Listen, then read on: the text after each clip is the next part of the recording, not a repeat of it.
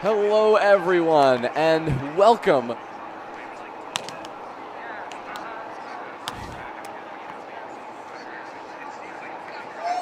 Hello, everyone, and welcome to the Salt Lake City Major here at the beautiful Zions Bank Training Center. It's been an amazing day of round net, surrounded by a beautiful mountain landscape. We find ourselves in the heart of one of this, I would say, town's strongest soccer team's training facility. It's a beautiful indoor facility. We've been seeing incredible round net all day long, and we finally reached the pinnacle of this exciting day. We only have the women's finals, the premier semis, and the premier finals yet to come, and now in front of us is probably the most anticipated matchup on the women's side of 2023. It is Twins. It is K2. I'm Jonas Willinger. I'm here with Ben Dantowitz, and we're going to take you through the rest of this day. Good to be here with you in the booth, Jonah. It's been a minute, but glad to be witness to, like you said, people knew exactly what the match was going to be when they inked these teams for 2023. We knew we wanted to see more of K2 and Twins. And last time we saw this was just a touch under 8 months ago. We had a two-game affair. Twins took it pretty smoothly, but of course, Laura and Katie continue to level up their games. Laura has been tearing up the Spikeball Tour Series in Europe, and she's making her U.S. debut within the Spikeball Tour Series universe. Meanwhile, Twins, of course, they took down the first major in Richmond, and by showing up here today, K2 have guaranteed themselves a spot in the Pro Division come fall. Insane storyline here, as you said, between these two teams with, the maybe some would say unusual pairing of Europe's hottest star and one of the rising stars in the United States, Katie Pearson and Laura Kunzelman. They, of course, did play together a few times in 2022, as you pointed out, Ben, but here in 2023, they're looking to take it to another level. They've clearly stepped it up in terms of the gameplay, just in what we saw them do today. Seriously, it was incredible. And I've watched Laura play both domestically and in Belgium at Worlds, and I think this is some of the best gameplay she has ever put forward. Oh, yeah. Without a doubt, Laura has progressed the most in this division, bar none, and we saw it in the morning. These two teams actually split their two-game series as we're about to jump into finals game one. Right, that is one of the big stories here. They matched up in the power pools this morning during pool play, and so they're really seeing kind of a rematch this afternoon. Of course, splitting the series, a best of two in the morning. So now the real test, a best of three to decide it all. Great touch there from Olivia. Now a chance to finish the point, and early on, a nice break for Twins to kick off the day. Huge to set the tone early. As we mentioned, they split early, and the last few points of the morning was Laura Kunzelman with 6-something aces or breaks in a row. So great to see Twins get a nice bang in there from Ali Janke. Wow. Taking a 2-0 opening. That's really going to be the difference maker here, especially on the serve receive for K2 on the serving side for Twins.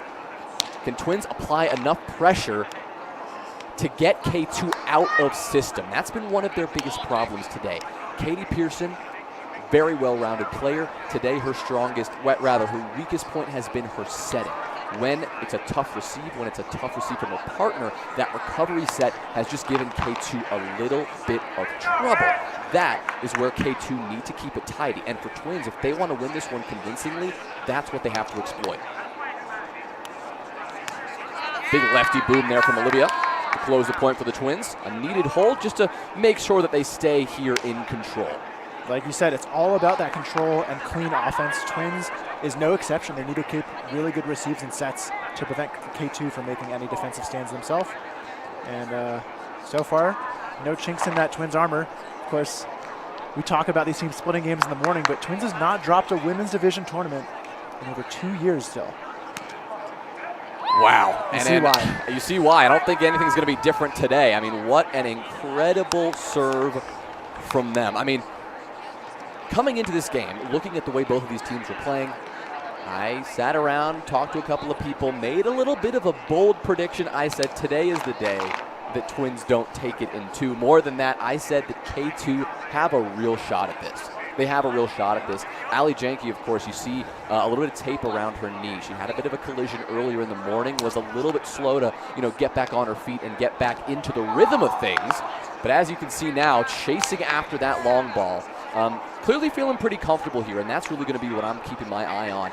If Ali is, fully mobile and fully up to speed, I don't know, Twins may just have this one easily. But if she's, a little bit slower, if Laura is going to put on the pressure that she's been putting on all day long, I wouldn't be surprised if we see all 3 games, nor would I be surprised if K2 take it.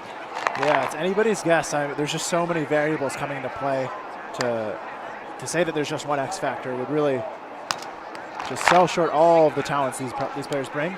But you see Kunzelman is yet to really get connected on the net here. Ali to serve. Little drop on, but it will just double touch the net there. Katie Pearson, though, making a full bid at it. She got so close to the net she actually didn't put the brakes on. Second serve is nice. Little jam there.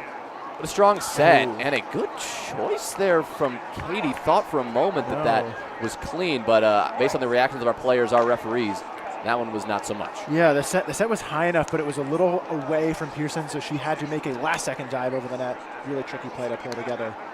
Lefty, but a little too high there coming in from Ali.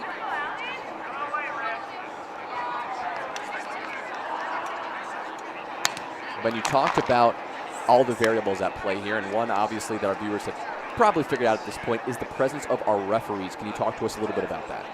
Yeah, absolutely. We see in the foreground some of these shots, Rich Tarpey, the head referee for the Spikeball Tour Series this year. You might be familiar with observers and how the game is generally self-officiated, but this year the Spikeball Tour Series is partnering with USA Roundnet on an initiative to experiment with referees, taking the calls away from the players, let them focus on playing and excelling at what they do, and training up observers and officials to be higher level officiants, be referees, where all calls are active, down to that rim call, that side pocket that might be happening on a serve. There's no more second guessing for the players, and yeah, it's a lot of hard work coming in from the referees. Yeah, definitely a new system, as you point out, that our players will need to have to get used to over time. You see these flags waving. That's a different way of playing the game, making no self-officiated calls, doing everything yourself. So at least for now, it seems that our players are doing just fine with this new environment. We saw Laura Kunzman there put one away on 2, just barely sneaking over the head of Ali Janke. One other interesting factor, as I'll hold for the serve, is we saw Twins go up 6-2 early, and usually Twins likes to sit back a little bit early in the game. So interesting to see them make a statement so early in the finals.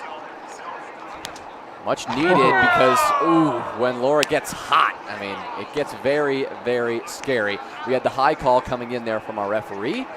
Laura Kunzelman maybe disagreeing a touch, but from our perspective, right, just at that shoulder, maybe a little bit above that shoulder line. And a great example there of the referee making the active call, where usually a high serve is actually a passive call when you're playing self-officiated. So great to see that Ali doesn't have to worry about whether it was high or not, or whether she, has to make that judgment call of even going to the observers. Just a nice little benefit, taking that weight off of her shoulders. We're down by 3 early on, as you point out. Katie Pearson looking to get something going. I know we had a chance to speak with her earlier today, and while she was quite humble with her performance so far, really pointing out how much Laura has done to make this team successful. And they're both going to have to do it in this final. It's not just going to be able to come from one or the other. We're going to have to see a full team effort from both Katie and Laura if winning this game is something they want to do.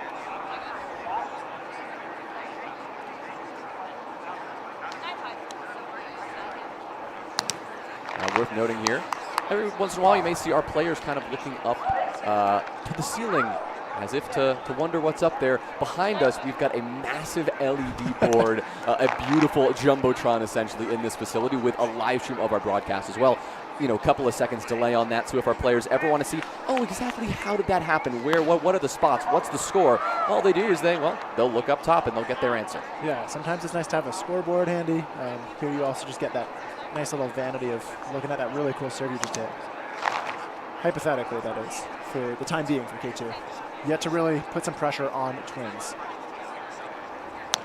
In-step cut, and that'll be the first break for K2. Exactly what they need to get going here in this first game. You mentioned the power, and we talked about how Katie even was deferential to how much Kinzelman contributes from the 7-foot serving line. Big cut there, and that is clean all day long.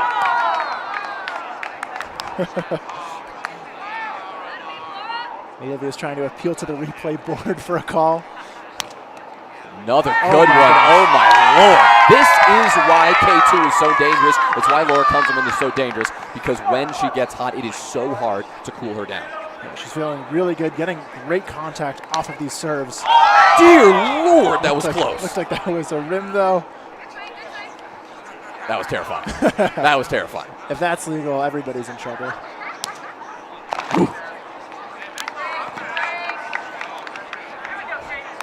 The reverse is one of those scary serves that Laura has in her arsenal. One of the things that also really separates her from a lot of the rest of the women's advanced division.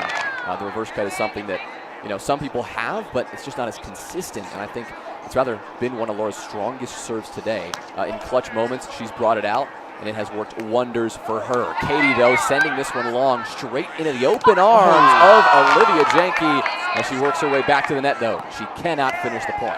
Yeah, missed opportunity there.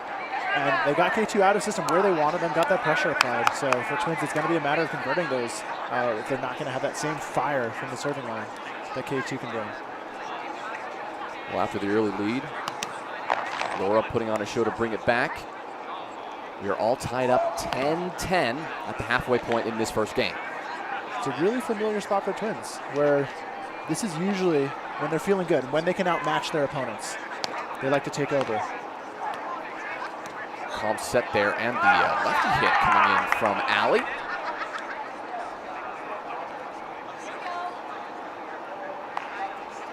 These next few points are going to tell us whether this game is going to be close, or even if K2 is just going to take this and upset Twins. I do think if K2 take this, it's going to be in 3. I think it's going to have to be a marathon for them, not a sprint.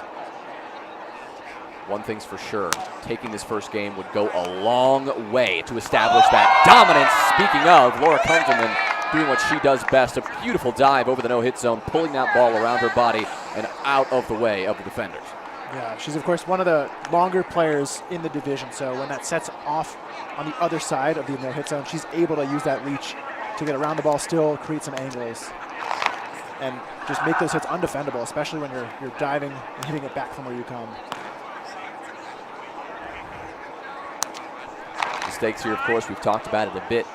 Plenty of prize money on the line, but those coveted pro bids for the championship, by getting themselves to the finals, both of these teams have already secured those pro bids, and so there are a handful of eyes on that third place game.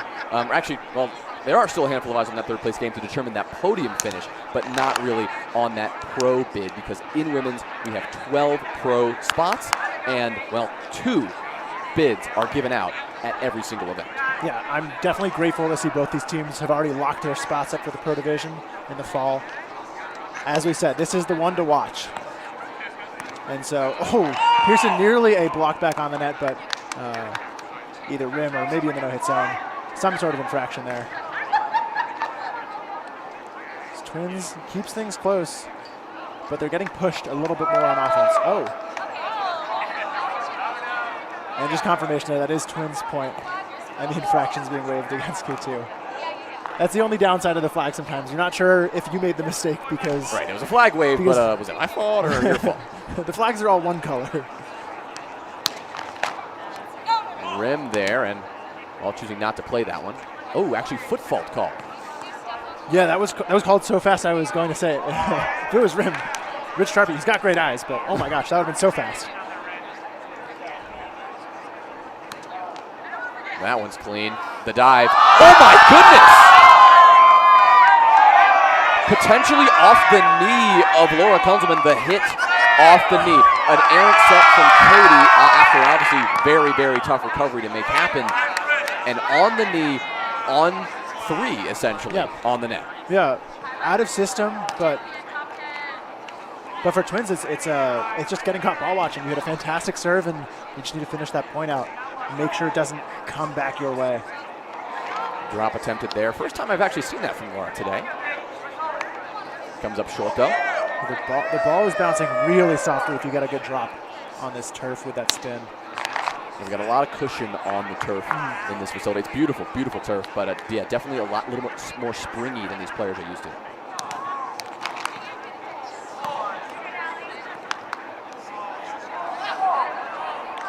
So around we go, just looking for serve pressure, and a little bit of stalemate right now in the mid game.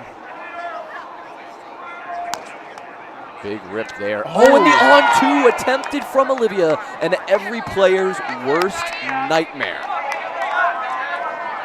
You just never hope to do that in front of a big crowd. And fortunately, she'll have the chance to atone for it by getting this hold, and once she does that, if she can hold here, the ball will be back in her hands to try to get a break back. But a tough spot to make an error like that, giving K2 the lead for the first time in the game, and at this stage in the game is potentially dangerous. Of course, they're only up the mini break, only up that 1 point, now tied up again with Katie back to receive, but got to be careful. K2 not to be trifled with. On one this time, rather than the on three. Another tough receive and out of system play for K2, and this time the Twins, well, they are very much aware of what's going on. Yeah, Olivia is not going to give up a free hold like that, back-to-back points. And as you said, not only are we late in the game and K2 just got their first lead, but Laura's up next to serve, and if she sees the ball, she will be happy to go on another serving run. See ya. That thing is killed all the way into the crowd. Ready to tell them to back up for safety, but we stay tied here game one, and Laura is just trying to bring the pressure yet again. Our premier semis happening on both sides of the feature net. So our crowd getting involved in all the action here in Salt Lake City. Very exciting atmosphere that we've got going on tonight. Still maybe 70 to 100 people still in the venue. And really, the energy is going to keep going up and up as this night continues to go on. Yeah, there's no substitute for live round net. Whether it's playing, whether it's spectating, the energy here is palpable, and yeah, the fans are loving it. It's great to see so many people out here in person. Tied at 17s now. Twins took the mini break back, so Katie Pearson will look to get something done.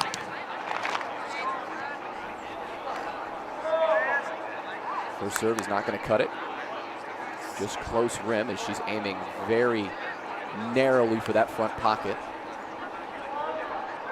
But she adjusts her point, gets it on two, but cannot stop. An easy hold from Twins to kick it to 18-17 at the rotation, the final rotation, before we potentially see this one close out.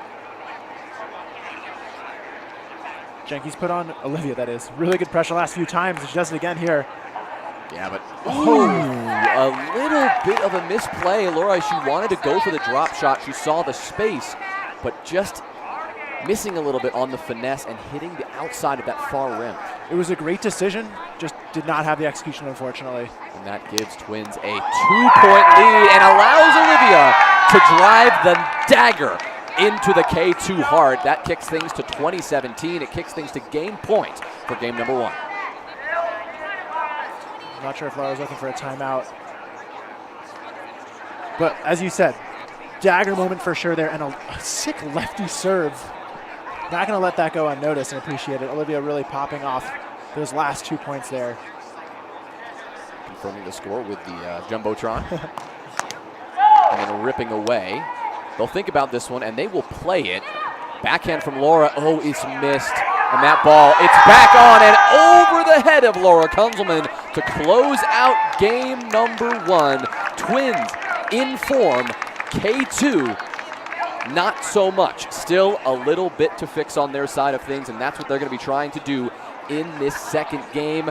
But Twins, they are not going to just give this one up easily. We say Twins in two all the time for a reason. They're the most dominant women's team in this sport. And K2, if they want to give them a run for their money, it's going to have to happen in this second game. Don't go anywhere. We'll be right back.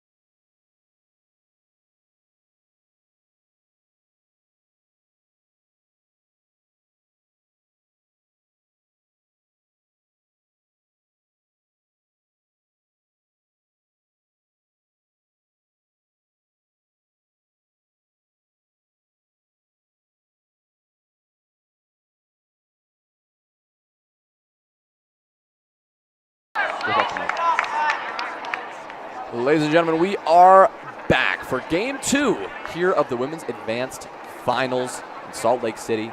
Salt Lake City Major has been an exciting day. We've had contender divisions, intermediate divisions, advanced divisions, and of course, our marquee matchups between our premier teams and our women's advanced teams. A lot of exciting stuff. And as we said, this is where it all comes to a head. K2 and Twins in game 2 of this grand final. Laura Kunzelman not messing around as she starts off game 2 with a reverse cut ace. Sending a message. Twins did the exact same thing to start game 1, and Laura, she knows that she needs to set a tone right here. She had a really good run in the middle of game 1, but otherwise had a pretty quiet time from the serving line, so she'll need to find it. She'll need to get some pressure on the net, and Pearson will also need to lower her double faults if K2 wants any shot at a game 3. Ball's rolling in from up the near net, and the crowd loves it. Should we have megged Rich on that kick? I'm not exactly sure. That might be the energy. Ah, I see. Not just generally lefty doing drop, this thing. got him! Oh,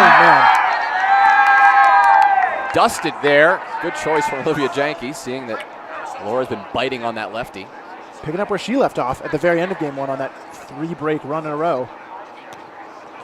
Not as close that time. No. Mr. Mark just by a hair.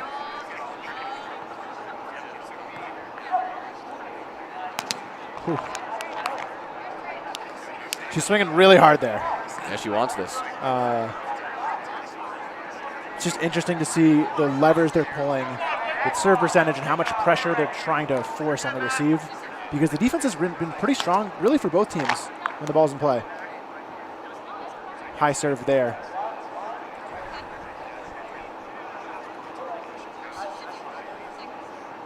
Second serve, just good enough. Lefty into the body of Laura, and that's going to get back on, but in system again for the Yankees, and the on-1, but a no-hit zone violation, at least primarily signaled from our referees. Little conversation had, though, on exactly how this one transpired. Yeah, that was an incredibly bang-bang play. Even for the players up close, must be hard to see. But I do think it was the on-1 in the no-hit zone. So Twins get the ball and the point. Just establishing where players should be standing after the rotation. It's always a hard thing after a long rally to remember where you started that point. Yeah, just lost in the rally. Good drop. This time Laura's there. Tough touch, but a fantastic recovery set from Katie Pearson. Play of the day, or at least play of the match from her, that's for sure. Yeah, full extension. Talked about how Laura is able to forgive some things and hits because of her length. Katie Pearson able to forgive some things because of that agility and that explosive power to get laid out to the side.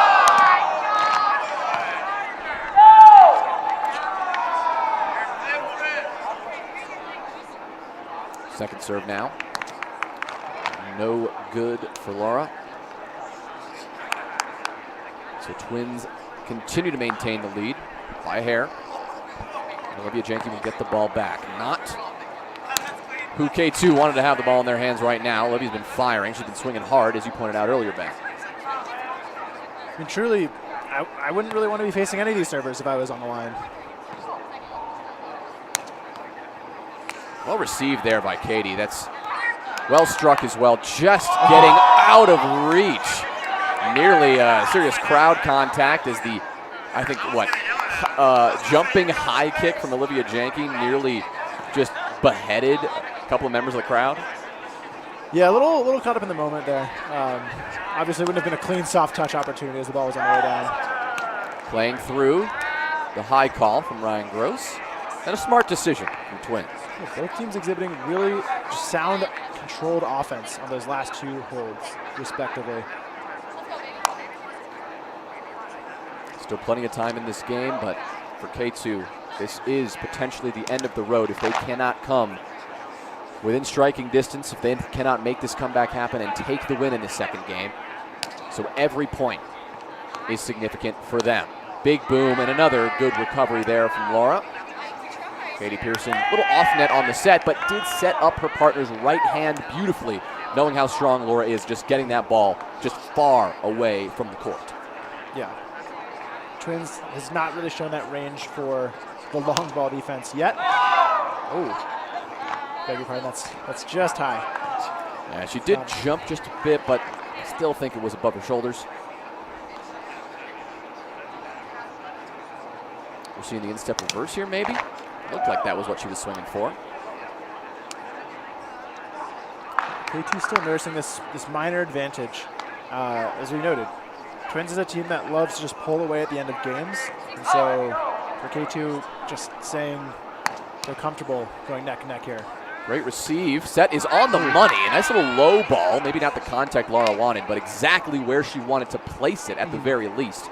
Giving Katie a nice shot selection, and she puts it right in the gap. Hard to argue with that result, indeed.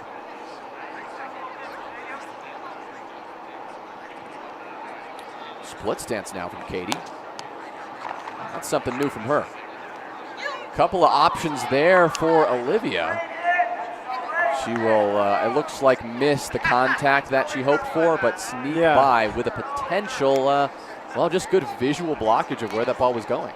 Yeah, those last two holds a little bit less controlled, but both teams got the hold. They got the outcome they wanted between a little bit of a miscue on the hit from Olivia. Laura maybe not finding that set contact right in the middle of her hand.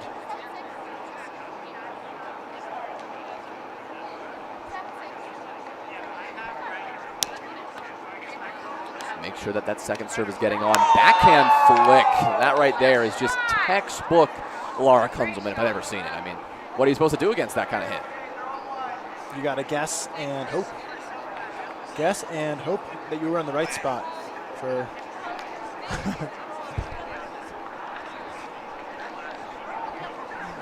for Kunzelman. It's a chance to take the lead now. Ooh.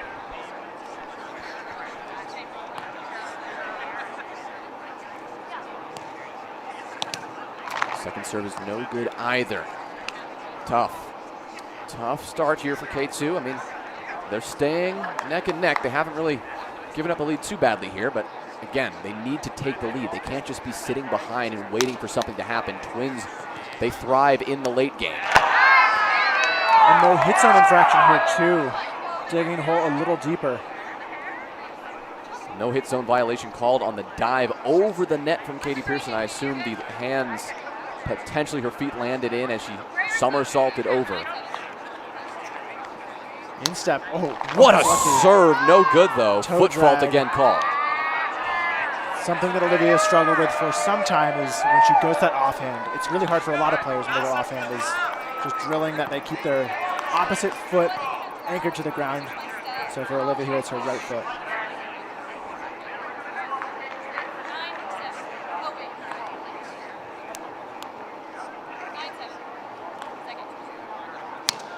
Wow, so much power. Well received, though, from Laura. And another good shot selection straight through the gap. A nice little step-through backhand flick. I mean, just textbook. Yeah. You said all the words that you want to use when hitting a great put-away, and Laura just did them all at the same time. If I can add, push. There you go. A step-through backhand flick, push. But, yeah, excellent form, something that anybody could be learning from if you slow that down. Good serve, but again, it's not enough against the Yankees. Slightly out of system, though, from the setting, and K2 finally get a break that they were looking for. Finally, game two, maybe a little bit of promise on this K2 side. And nearing the halfway point here, we stayed close all the way through game one in the mid-game. So for K2 to keep the pressure on here as they do. Much better set that time. Laura was only a step or two away, nearly had that. A really good boon there for K2 is in game one, we saw a lot of serving pressure from Laura, but Katie now is bringing the fire too. And if both of them can really get firing, Twins might struggle and not be able to keep up at this pace. Allie's got a different story in mind, of course. Trying to get that second serve on. Twins and K2 both have been, pretty good at getting that second serve on when they feel it's necessary. Again, sometimes feeling good, sometimes swinging. but seen a little bit of both, frankly, from both teams. But it's Laura's turn to shine. That's the reverse again, and there she finds the ace once more. We've mentioned you don't want to stay in a close game with Twins, but it would be a disservice to say you want to stay in a close game with Laura when she's firing. Yeah. Oh my God, reverse cut from that stance as well, and that will take another break for K2. Saw the stance there from Laura. She generally has been going cut out of that stance today, mixed it up, went reverse, and clearly that was enough to, well, catch Twins off guard. Going for her third in a row. Little jam there, drop on Katie's all over it. Easy set, and that ball is not coming back on either. It is K2 firing on all cylinders. Just taking control of this game in a way we usually would see Twins do. A little taste of their own medicine here. Well, they've certainly stepped it up in these last few points, in large part, again, of that serving pressure applied by Laura Kunzelman. Can she do it again? Looks like it, at least getting that one on. Oh, what a touch! See ya, ball, there's another! Wow, I mean, Olivia took notes. She went for that backhand flick, and Laura, she knows that trick. Gets to the right spot, she guesses right, and she punishes it.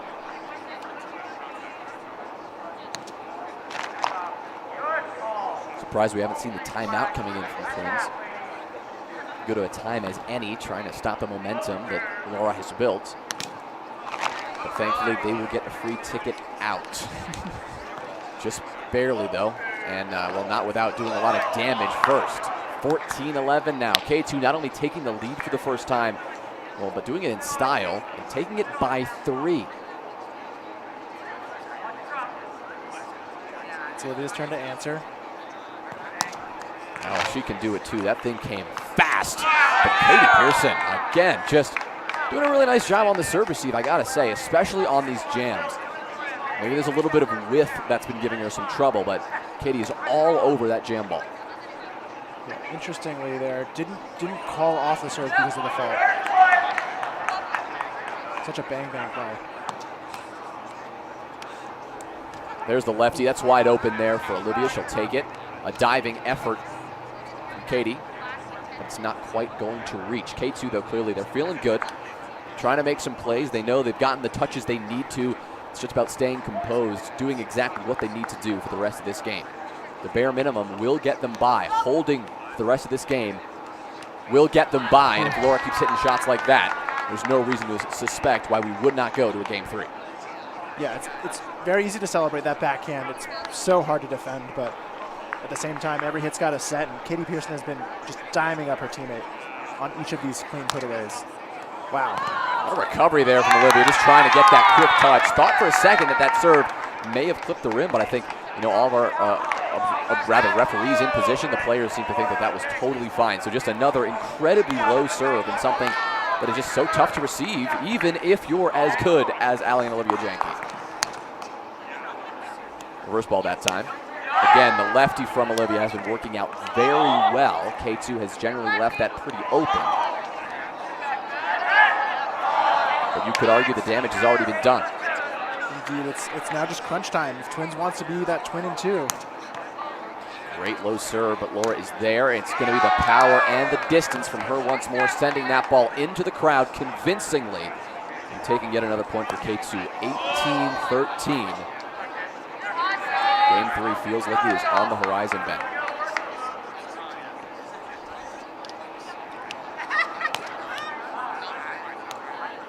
No trouble there for Twins. In system, textbook as always. But they're going to need a little more than that. It's got to come now on their defensive side. It's got to come in the form of these breaks, and it's got to come quickly.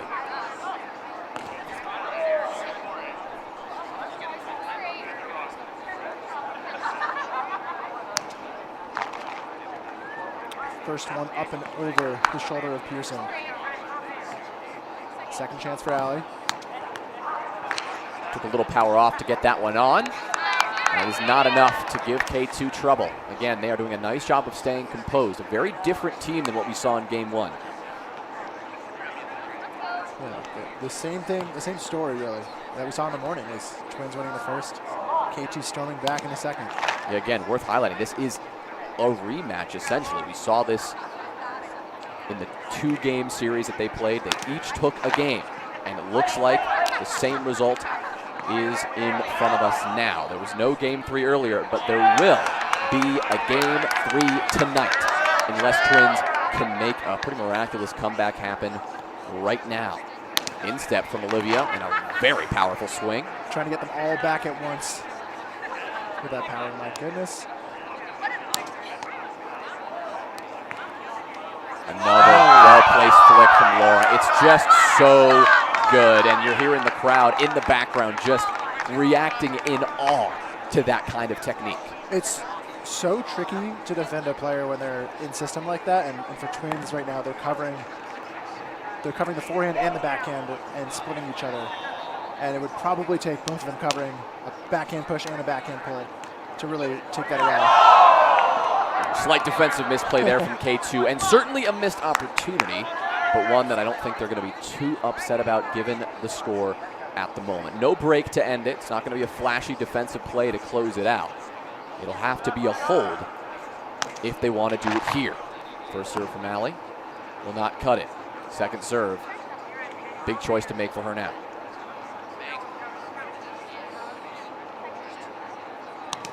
Tries to get it on and cannot. And with K2 storming ahead in the mid-game, a couple of flashy plays, a couple of nice aces from Laura Kunzelman, and really just good teamwork across the board. K2 push through that second game and send us the distance. We are going to Game 3, and we're going to see how this one ends up when we come back.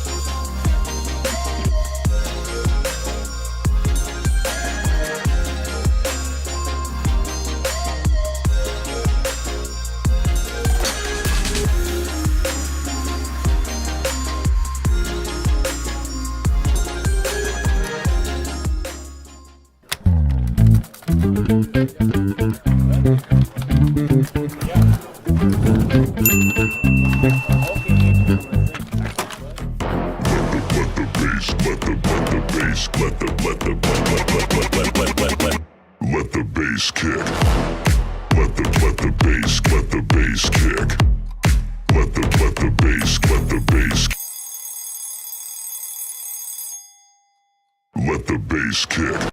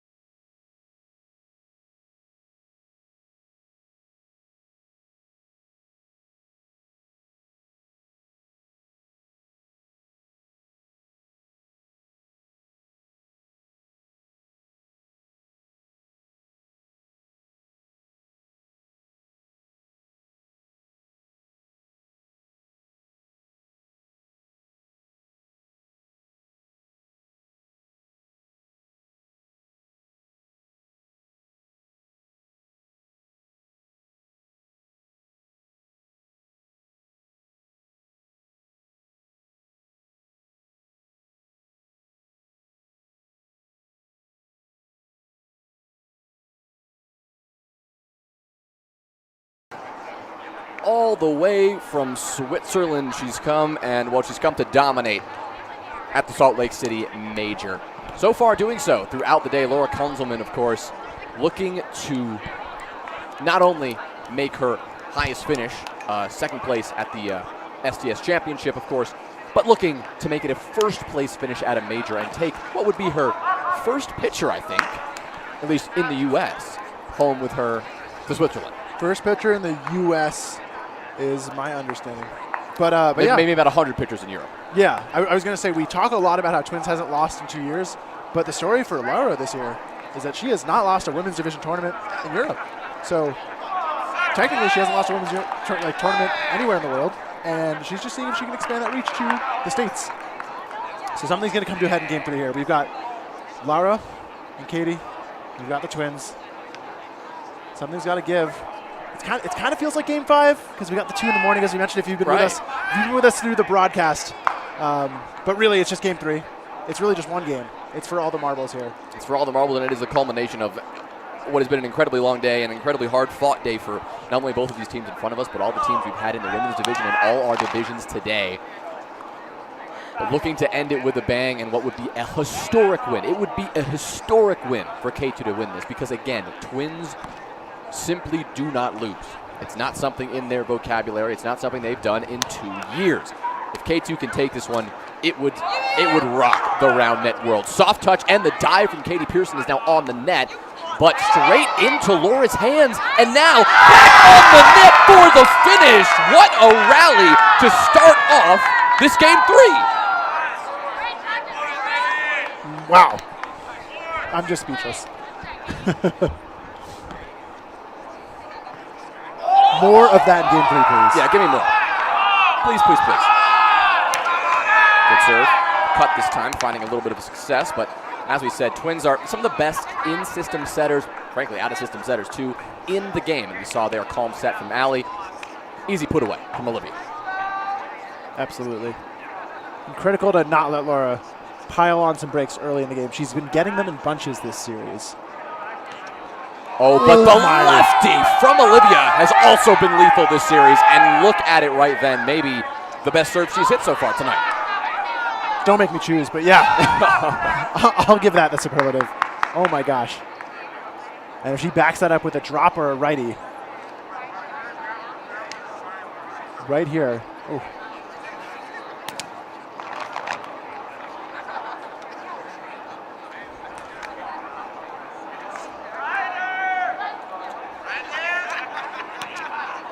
Second serve is no good either. K2 will get the ball back in their hand and get to do some damage of their own after that ridiculous lefty ace from Olivia.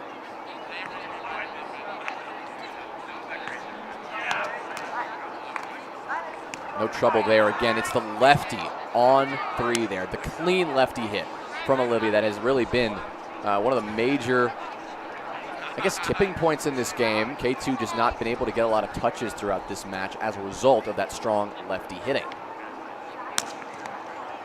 Another good serve there, and once again, that's the backhand flick. This time, Ali had a read on it, got a hand on it as well, but just couldn't get that ball up to her partner. And not only that, but Olivia was coming around the backside of Lara. Might have had a chance of that hit too if it went through Ali. So good to see they've made some adjustments on defense. Now 2 players going after that backhand instead of just 1 being left on an island. She went split stance on the first one, did Lara, and now she'll go instep. Good formula for her. It's that instep reverse. It applies so much pressure that even Ali and Olivia Janke cannot overcome sometimes. We talk about them being some of the best in-system, out-of-system players. They're of course 2 of the best players in the world, and to see Lara just push them to their limits, break after break here. She goes for the wide step that time, but the cut is well received. The set this time was the problem, and that's probably on us, Ben, for complimenting their setting so much. We well, finally saw a bit of a gap emerge in the armor of Twins. K2 take the lead by 2. Not only that, they're missing to their teammates' left hands. There's that one again. It's a backhand flick, and it's mishit, giving Lara the chance to end the point with confidence, and she does. 6-3 now for K2. They keep rolling. And despite getting that one back on the net, it felt like more of the same from the past 2 points with errors. Twins needing to get the ball into comfortable hitting positions to get these putaways not off net, and preferably not setting each other's left hands out of system, as those are pretty easy for K2 to do.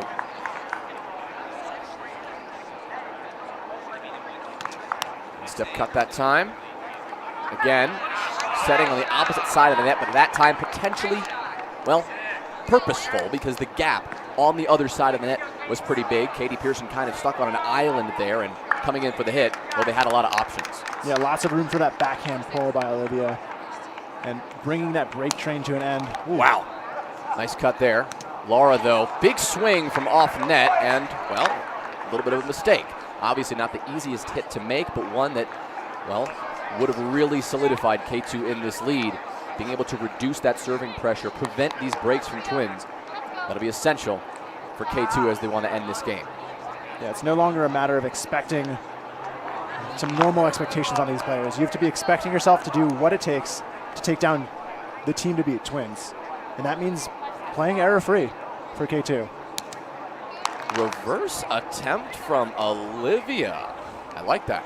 Yeah, something she's been doing for a little while. Maybe not getting as much flair on it, not as much fanfare around that reverse cut, but she's got one. Good thing to mix up. She's got quite a few serves in her arsenal. Well, on the other side, Katie Pearson, she's got quite a few stances. We're seeing another one there, the wide split stance. Wow. Once more, the lefty undefended. Olivia finds the massive gap there that the defense left her. Yeah, Lara, I think, just didn't make any decision on where to follow Katie or if to split, so really great set from Ali. Great drop as well from Ali here. That time, instead of the backhand flick, it's the backhand boom from Lara that'll get the job done. We saw both Twins kind of collapsing for those flick angles, and Lara found the gap.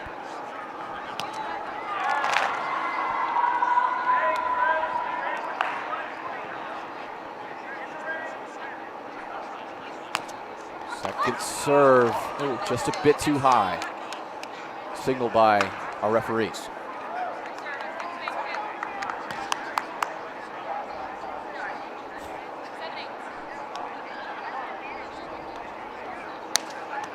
Ooh. Another lefty, so much power. Katie just has to get that one back on, and that was all she needed, as it turns out, because Twins, a little miscommunication got them in trouble. Yeah, just really good decision-making there by Katie. She knows that she's off net, and Olivia's ready to dig that hard hit. So just give them something they won't expect. Not a drop, not a big hit, just that in-betweener. Wow, the lefty stance that time from Katie. She ends up going with that right hand.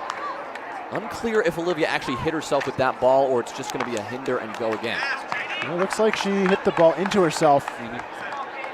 Interesting to see the bang-bang of the moving traffic, trying to avoid Lara while making that hit. But the call is what it is on the field. Another break for K2.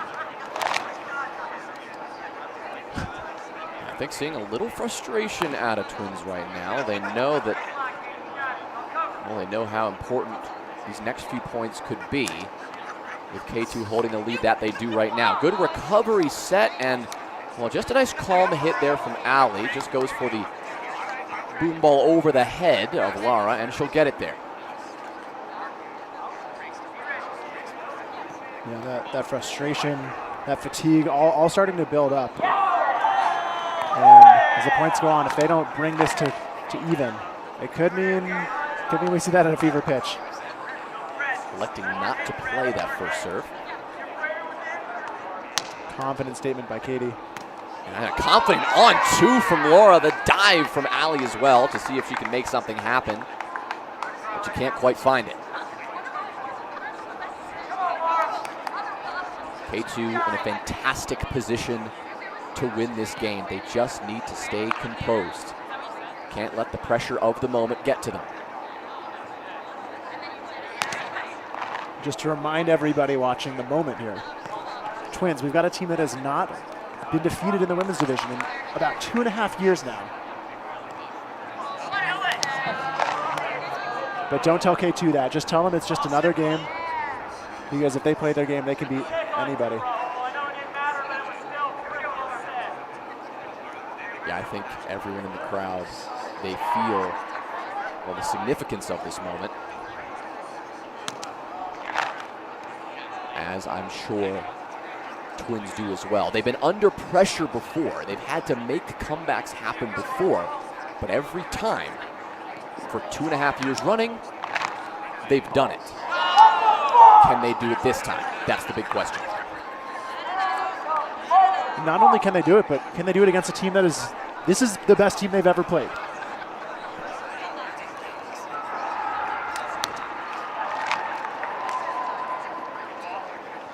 So for Twins, it's a matter of playing at the level that they can when they have to. And they have to. They have to do it right now. Again, still a little bit of time. 12-9 right now. You've got a few points, a little bit of margin of error, but such a slim one. Just got to keep it consistent. Oh, what a touch. Oh, no. And, well, a potential, well, I would say hinder call on Laura as she tried to go for that ball. So I think we're going to see this one go again. Indeed. Laura just caught up in traffic there, just an incidental contact. And nothing much you can do about that. But a great defensive touch from Katie Pearson. There's no question about that one. Right, you are. Any more touches like that in a moment like this, and oh my goodness, that would be big.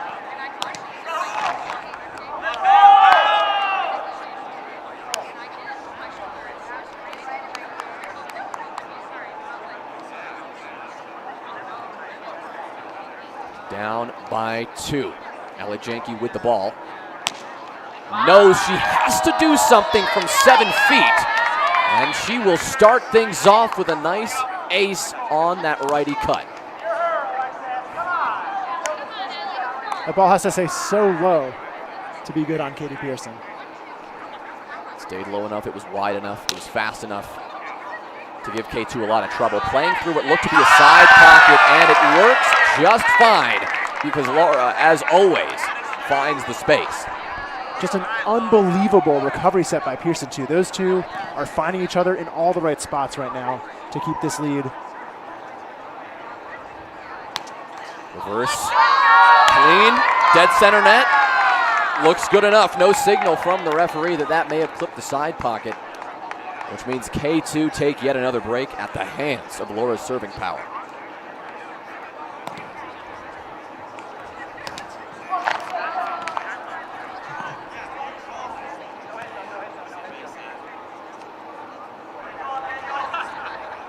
Second serve, just a little too high, potentially. Called by the referee behind Laura, so also potentially a side pocket as well. Yeah, especially on second serve. It's nice to not have to worry about stopping that point. No stress there, but some stress here if K2 are successful. That's exactly what they'll be. I mean, that is the smarter decision. You need to play through that, and they need to not allow Twins to build any momentum. They made the right choice, and it'll pay dividends.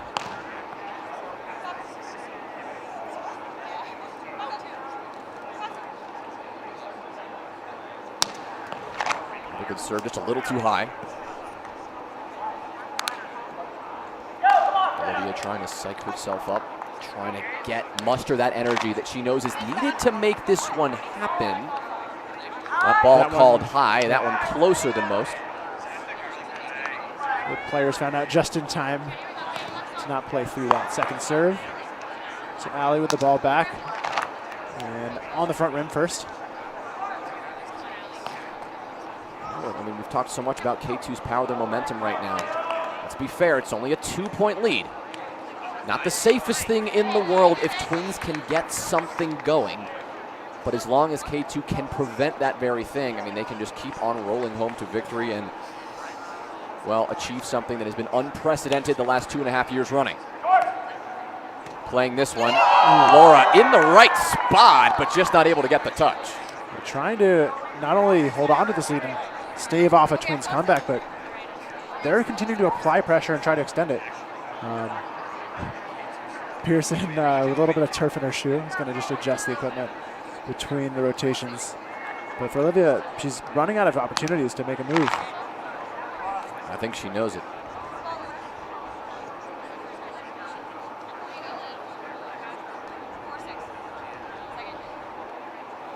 Second serve is a perfect drop. It's perfect. It's absolutely on the money. Just hitting that front pocket and dropping dead on the other side. Impossible to return.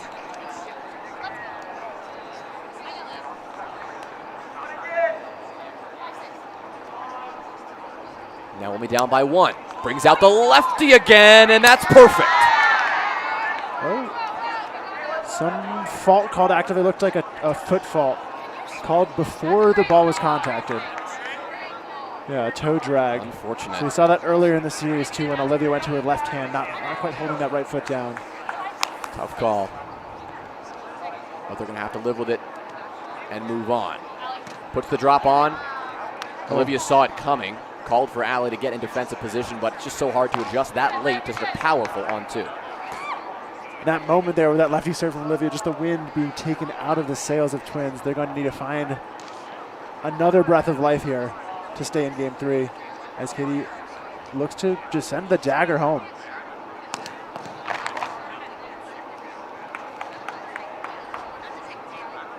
But once a lead of 3 points is now a lead of 2. Olivia, very smart shot. Looked like she was going right into Laura's hands, but kept her eye on that defender and found the space instead.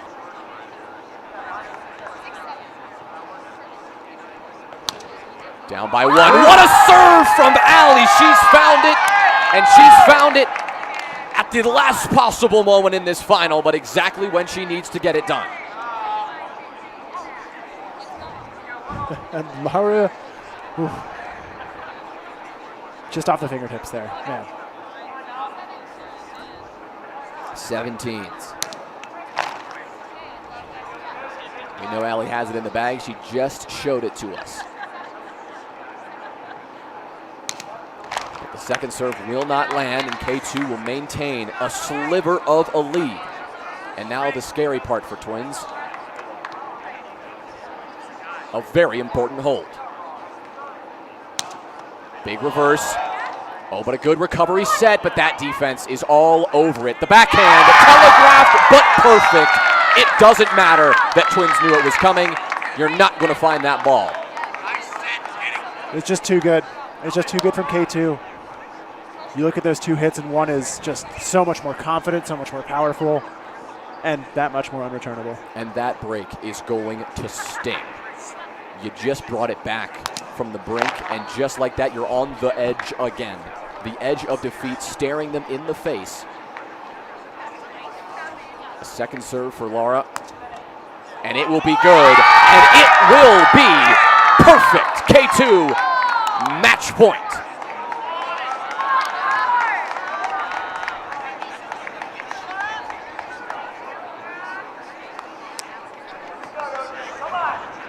On the edge of history.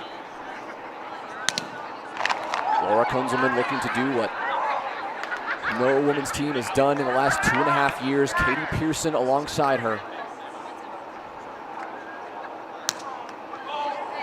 It might not come in the form of a no-touch ace. Could it come in the form of a little bit of defense?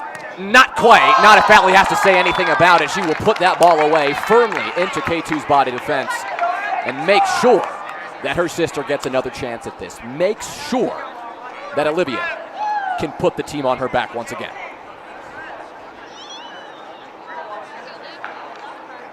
But it is do or die. 17-20, and the first serve misses.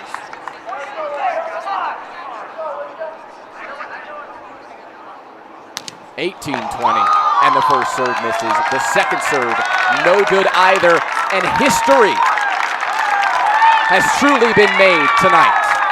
2.5 years running, Twins have not lost a game, and K2 come out victorious, doing what many thought impossible. Katie Pearson and Laura Kunzelman, truly a performance to remember. Just a huge tip of the hat to K2. In their first outing on the season, they do, as you said, the impossible. They take down the #1 team in the world in Twins, and to say that they've already achieved this in the midpoint of the season, it just means they've got that much more room to climb and grow. And maybe it means we see a new team take over the series as the undefeated team to beat, just maybe.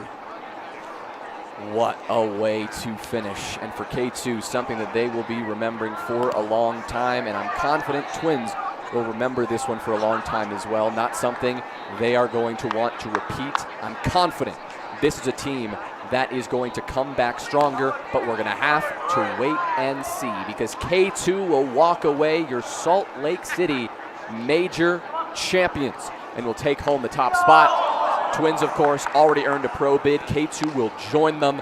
And what a season we've got in front of us. And I mean, looking forward to the championship way down the line. This is going to be, seriously, a year to remember. RoundNet just keeps getting better, Jonah. And it's just a treat to get to witness it and celebrate it. And for the players, I mean, the highs and the lows. That's why we love these sports. That's why we love RoundNet. So. And the beauty of the day is it's not done yet. We still have our premier final coming up, our final semifinal wrapping up right now. And when we return, our premier finals will get underway. A lot on the line, and we've got a matchup that may surprise you. We'll see you in a sec.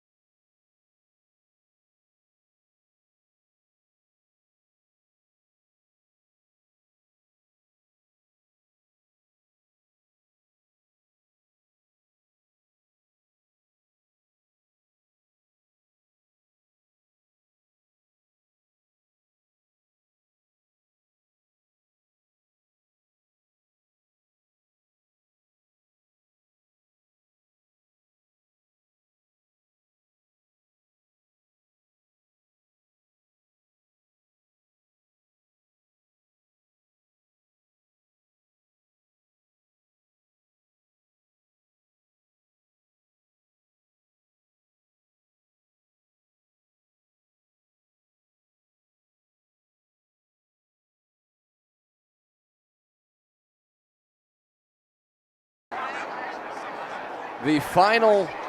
The Premier Division is all coming down to this.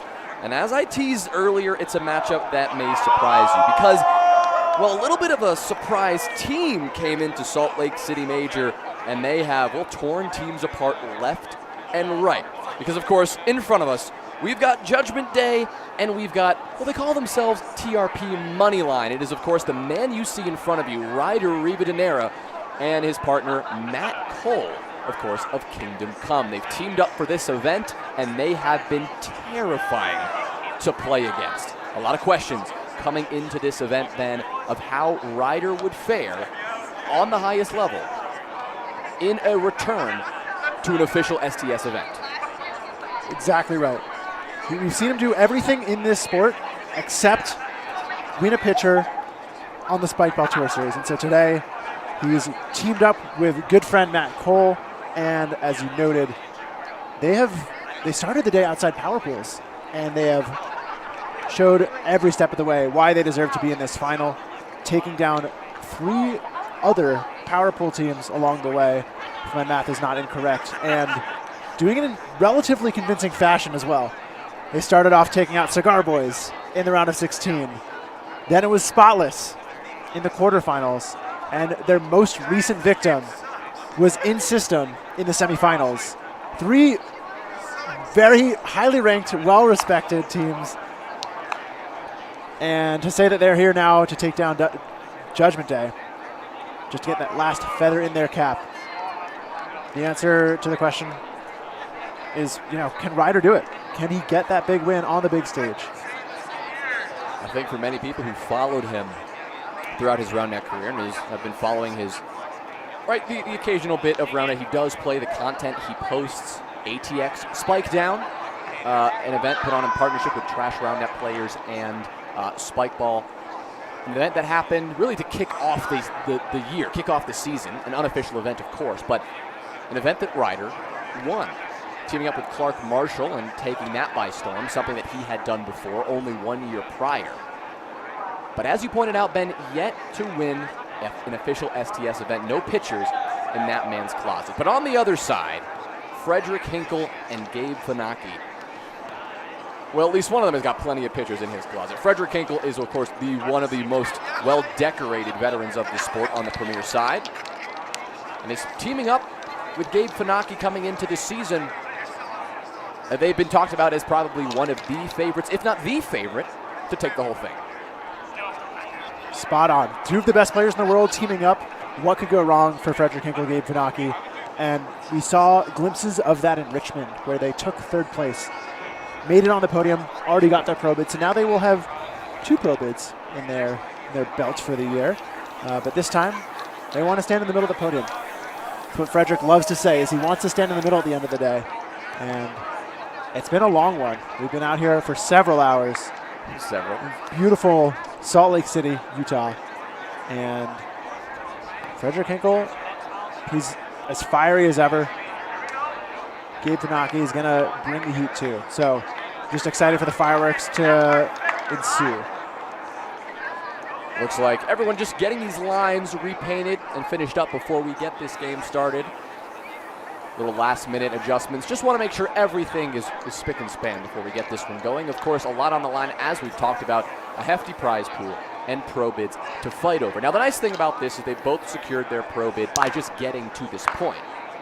The 3rd place game, which will be happening alongside it, that's really where the pro bids, that's really where the fight ensues. 3 pro bids given out in Premier, 2 pro bids given out in Women's Advanced per major, and with Judgment Day already locking one in from the previous event, now Matt Cole has got himself a pro bid as well alongside, well, not his normal partner, Ryder Rivadeneira, his normal partner Grant Clapwick of Kingdom Come. They played in the Richmond Major and ended up 4th when Judgment Day took the victory in the 3rd place game. So Matt Cole looking to get a little bit of a revenge against Fred and Gabe in this instance. He'll be receiving first with Hinkle on the line. But it's high. Once again, we of course talked about this earlier. You're seeing our referees clad in their brand new referee jerseys. Unlike observers, they make every active call in the book. The players do no self-officiating at all. Something that Ryder and Matt, of course, have gotten used to over the years. They've not over the years, but over the last few months. Ryder did play with referees at ATX Spikedown, but this will be his first time doing it since then. Always something to consider when these new little variables change. A nice little variable there for Judgment Day at least was a nice lipped up serve. An imperfect example of what they're going to need to do all game long, all series long, if they want to be successful against someone like Ryder. Yeah, you talked about things to consider. They don't really have to consider whether they're going to play a rim or lipped up serve against Ryder Evenera. Giving that guy 2 chances to no-touch ace you is unacceptable, not the winning tactic, and all day long teams have struggled because they have to play some really questionable serves and put themselves in bad spots to recover because they're fearing the ace. Good reverse there from Gabe Panaki, but really the dive from Fred is the highlight. Nearly got a hand on that, but certainly gave it every single bit of effort that he could. Not looking too beat up after that. And Fred's been nursing a shoulder issue, so he's kind of winding it out after he gets up off the ground. No chance to play that first serve for Matt Cole. Matt Cole has that lethal instep cut, one of the strongest in the game in terms of that just power that surprises you from the middle. This one he steps out wide and looked like they were maybe in position to get some kind of break, but I think Fred just snuck that one back on, clipped the front pocket, and will get the ball back for himself.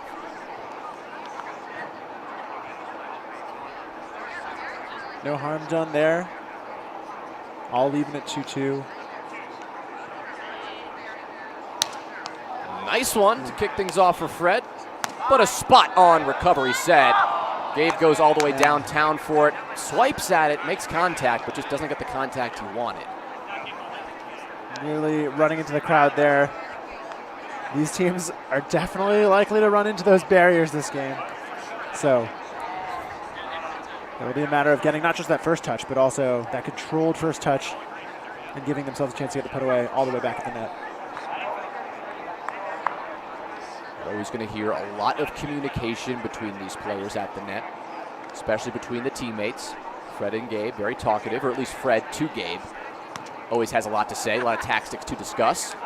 Diving recovery set there from Fred is nice, but just not good enough to give Gabe the hit he wanted. He did have a chance at it, to be sure, and that's really all Fred was looking to do. But the ball will not find the net, and Ryder will get the ball to make something happen once again.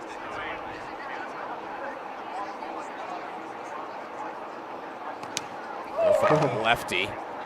Had a lot of space there. Fred's footwork was good, but maybe not that good.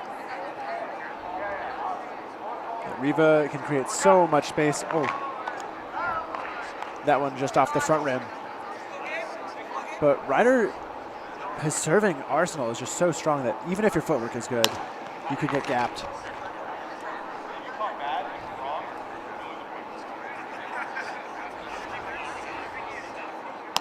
Second serve is nice, but just not nice enough. Just clipped the rim on the entry. Now Matt Cole gets a chance to add on to the serving pressure.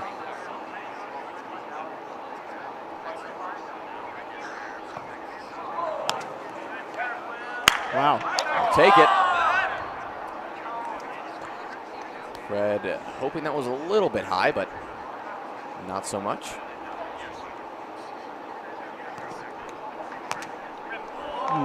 Ooh. Frederick cannot resist the urge to do a little self-officiating, of course. Yeah, when the ball is flying off the net that quickly, it's just instinctive for these players. Making sure the referees know what they saw too. Wow. Oh my goodness, Matt Cole reverse. That is a nice one. Devastating going back to back there. You game plan so hard for Ryder, and it's the other guy. It's Matt Cole, just as lethal. He's got the cut and he's got the reverse. The reverse, something that really that's come into form for Matt definitely over the last year, not something he had in his arsenal prior. Touch up there from Ryder. Recovery set is a dime, and that one's going to get back on. Fred's got a chance to do the same thing. He got it there, but Gabe could not get it back on. What a conversion for Matt and Ryder. The technicality of that set from Riva Demera, and Hinkles for that matter, they make it look so easy, Jonah. It's ridiculous. Such a well-earned break.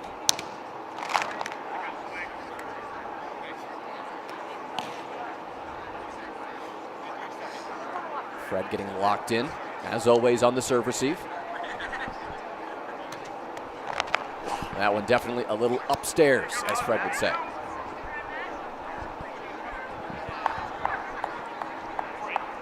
So he'll get the ball back after the double fault. Get a chance to apply some serving pressure of his own. Matt and Ryder, though, will not opt to play the first, telling Fred, you know what? Let's see your best stuff. You haven't proved that you can do it in this game just yet. Calm set and a big rip, but Gabe is all over that. But that set just a little bit off the mark. Couple opportunities now for Judgment Day to get some pressure on. And so far, they're either missing the set or the hit. And at this stage of the tournament, it's not going to cut it. They're going to play that one. Gabe did not get the touch he wanted initially, and now, well, Matt's got a chance to set his teammate up to thrive, and that's exactly what Ryder will do. Nice boom. That ball's gone, and the breaks, they just keep coming. Yeah, we talk so much about the serving pressure, but really, right now we're just seeing a huge differentiation in clean offense. All right, guys. Easy ball, easy game. Fred made it happen. I mentioned it earlier, Ben, and I think we've seen exactly what you predicted come to fruition, right? With so much serving pressure, even the weird ones, you're going to have to start to play, right? Even those awkward, really high balls. And sometimes bad touches happen, even in system like that. Now Cole will try to get that one over Fred, but that is simply not possible. Pretty good set from Gabe, but again, the backhand from Frederick is just not quite going to cut it. Didn't really have an angle to get that hit after the set kind of jammed him up there. Yeah, the set wasn't in a great spot, but it was interesting with how far away the ball was coming on the set that Fred didn't adjust his feet at least a little bit to give himself a different angle.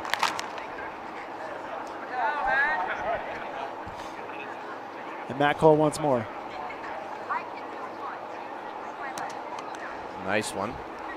Gabe goes boom ball. Ryder will successfully roof that, but Matt will not be able to get a set to his partner in time.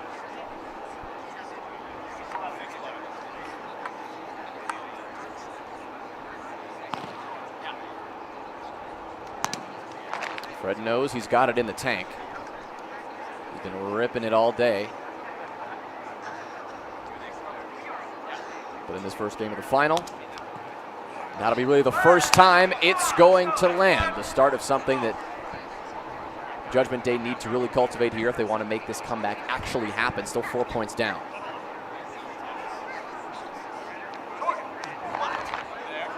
Really good change in arm speed there for Hinkle.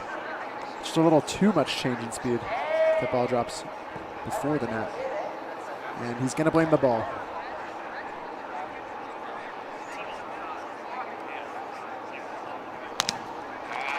Second serve will not work. Ryder will get the ball back in his hands.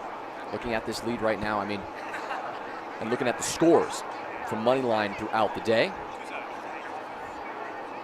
this is generally how it goes. When they're hot, they're hot. When the serves aren't hitting, the games are a bit closer.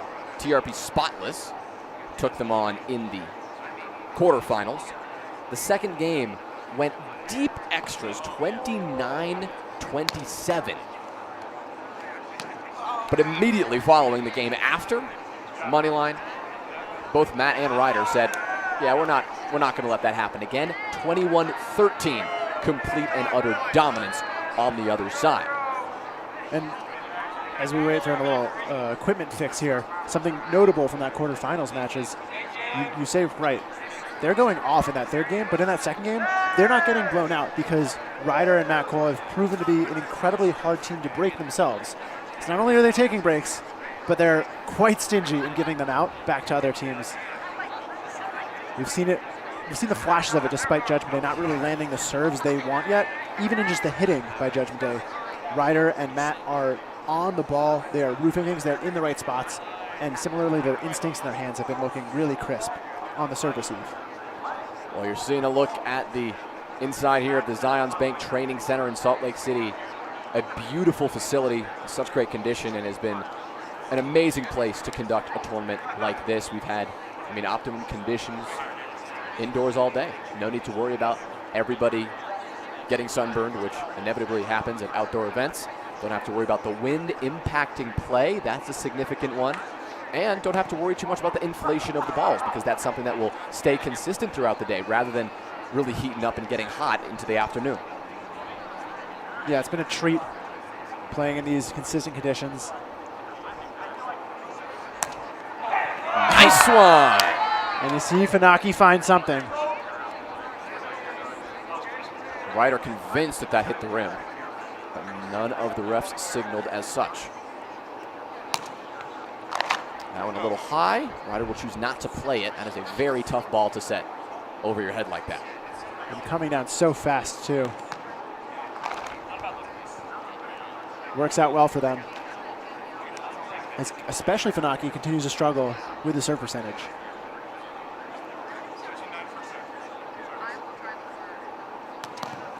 Lefty this time for Matt Cole. First time he's attempted and nearly landed that today, or excuse me, in this game.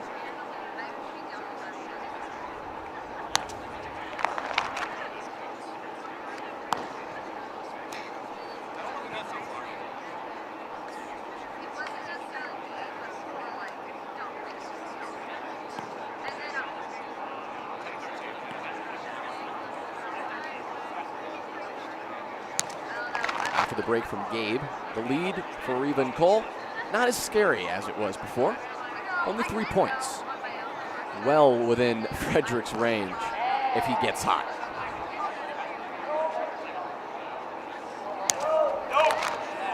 Might have been one of the longest double faults I've ever watched with you, Jonah. He really took his time there. Really made us wait for it. I was about to call delay of game on Frederick. Yep. So some sort of penalty here. 5 seconds after you start the serving, but what about 30 seconds before? Yeah, usually you get about 10 seconds to start the serve, or I guess score call process.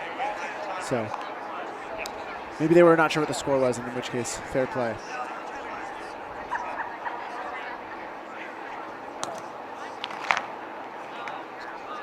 Fred, someone who is always such a student of the game, always has been and continues to really think about this game in a deeper way. You see it just in the way that he prepares that serve receive, really balancing his weight on both feet. Very intentional with every step, with that stance that he's cultivated over time. He knows how to put it together on defense as well. You've seen him running down balls left and right. Of course, right there, it was the body from Gabe that was most notable. The ball did not pop up enough for Fred to make the play.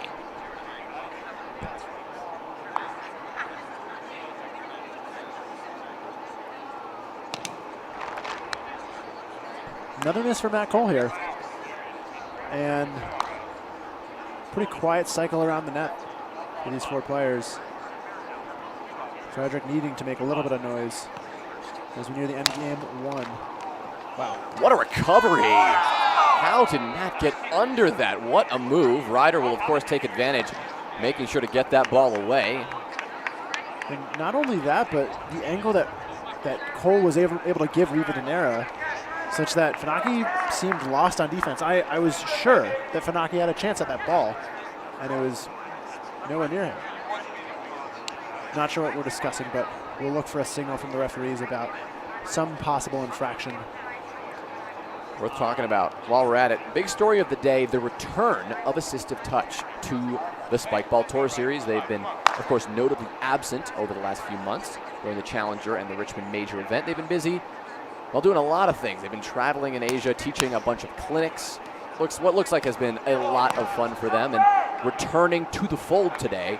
All eyes were on them to see how would they do if they could truly live up to the #1 power ranked status that they had acquired for a decent amount of time. You're seeing Buddy Hammond here.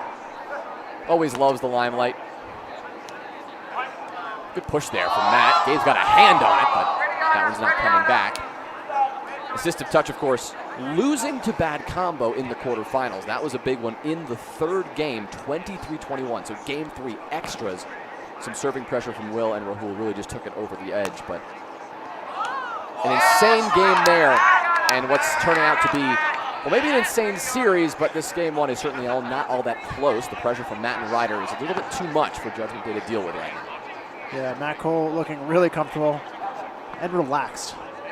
Just that extra bit of confidence when you've got a 5-point cushion. Good shot selection there from Frederick. Just found that extra space that, well, it looked like didn't exist. It's crafty. Gives me shades of Ryan Marino there. He loves to jump across the net like that. Frederick maybe learning a tip or two after getting defeated by him at the Richmond Major. But if he's going to win this one, it's going to have to be a big comeback for Hinkle. Right, among the top teams, as we've talked about. Rogue, the big name, noticeably absent, while Matt Cole is here. Grant Claplock is not, so Kingdom Come absent as well. Definitely felt. There's still incredible play this weekend, and look at that, a touch from Gabe, and he just can't quite get it back on. The story of game 1 really just summed up in that point right there. Good serving pressure. Judgment Day survived getting defensive touches, but when it comes to converting, I think they're at a maybe 0 for 5 so far. Yeah, just not having that clean first touch. Not able to convert on anything else there. So we'll need to improve that touch and maybe just be a little more clutch in the rest of this series. As I'm tempted to write off game 1 here, but I do know better. I'm trying not to, but very close. I'm on the edge of writing him off, Jonah. Wow. This game, Fanaki can do something incredible here. But at least in this first game, Ryder proving that his absence from the STS has not really weakened his spirit, weakened his gameplay. He is still firing on all cylinders. Yes, we know he's a great server, but the setting, the defensive touches we've been seeing him secure all day long and in this game already have been reason enough to say and to see why he's one of the best players in the world. Indeed, and not only has he maybe not lost a step, but to the point of him not having won on the Spikeball Tour Series yet, safe to say he's maybe even gained ground on the rest of the players, which is so impressive for a player of that talent to be able to keep up without really being on the big stage that much. We talked about the big stage, maybe brings that extra pressure for him. The pressure that Frederick Hinkle has right now, needing to get 4 breaks in a row just to push extras. But for Riva Donera, it's been smooth sailing. Second serve will find the rim, and Riva and Cole, Matt and Ryder will find success in their first game of this final. Judgment Day looking for something more. They'll have game 2 to figure it out, but they'll have game 2 where they must figure it out. If they want to see that game 3, if we want to go the distance in this premier final as well, we're going to have to see Judgment Day clean it up, get some more conversions, and close this one out. We will see you in just a minute.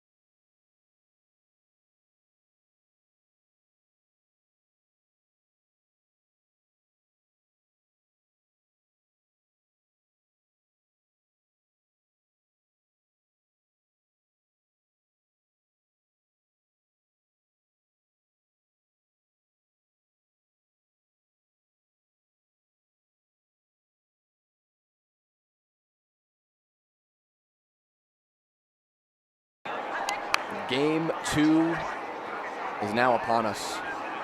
Ryder even there, and Matt Cole looking to really just send waves through the scene here.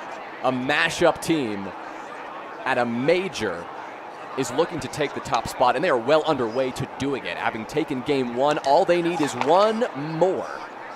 And having talked to these players during the break, they're tired, they want to go home, and Ryder knows the best way to do that is from right here, from 7 feet. When he's got the ball in his hands, Ben, we know the damage he can do. Yeah, we've talked about how many hours around that they've played, and if you can just hit one serve and end a point, oof. Defense is beautiful, Jonah, but it is also a very tiring thing to do for this many hours. And we see Gabe Fanaki running out of steam there.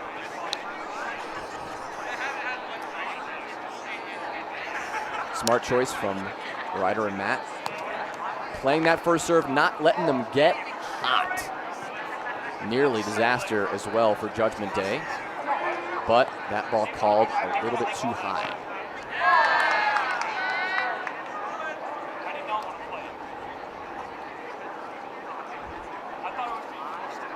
Fred, as we've seen, nursing his shoulder a little bit.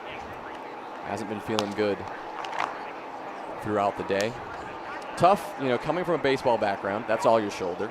Moving to round net, that's shoulder. Playing pickleball and playing golf, really just working that arm, working that shoulder to death, and something he's been dealing with throughout the day. As you're seeing him, you try to work out the kinks in that arm. What a serve, though, from his partner. Gabe Fanaki will make it happen here. Good to see Gabe is working out the kinks in the serving line, because game 1, he was really low in that serve percentage. There's another one. Ooh. Yeah, that would have been insane. There's no doubt that would have been a highlight play of the year had he gotten that set back to the net. Yeah, he's just running. He's running to his left, trying to use his right hand. Just as far as the angles go, it's really hard to get your hand around that ball. So Fanaki will take another. And I think for the first time in this series, Judgment Day will have the lead. This one in game 2, of course. And again, still very early days. Reverse doesn't give Matt much trouble, and just the cheekiest of shots from Ryder. Someone who is never afraid to go on 2 when he sees the opening, and, well, he saw the opening. Hinkle definitely gave him a lot of space. Hinkle was already 20 feet off the net, looking for the big righty pull from Matt Cole. Putting all that running into, no chance at defense.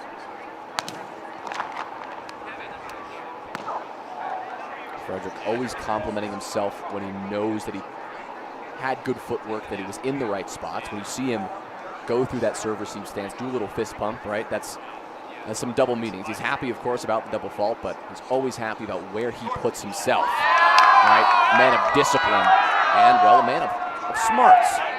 Good choice to go for that drop because, well, you got another ace. I don't always try to be results-oriented, but I'll allow it because that was a ridiculous drop save. And I guess it's sports, so we have to be results-oriented at least a little bit. Well, let's see if his second serve can bear the same fruit. Looked pretty good to me. Very, very close, that's for sure. Oh. All eyes go straight to the Jumbotron where Fred will begrudgingly admit, yeah, that might be a little too high. Good little run put together by Gabe, and then Fred tacks on another break. So Judgment Day is nursing a 2-point lead here. The offense is starting to look a little bit cleaner, a little bit smoother. Of course, Riva and Cole won't give him anything easily. As we talked about, the difference, of course, will come on the offensive side.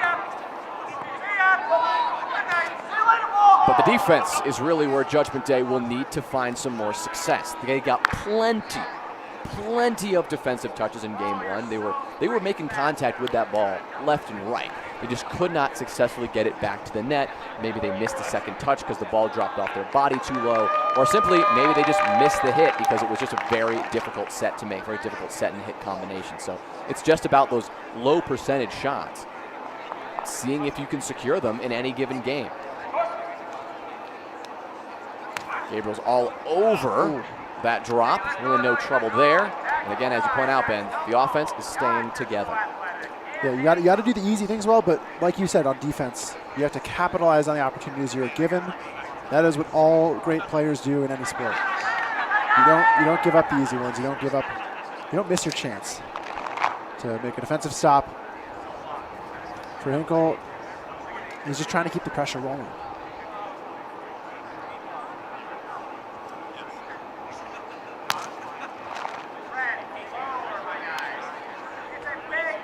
And as you noted at the beginning of game one for Matt Cole, it's an opportunity to avenge the loss to Judgment Day just a month and a half ago in Richmond.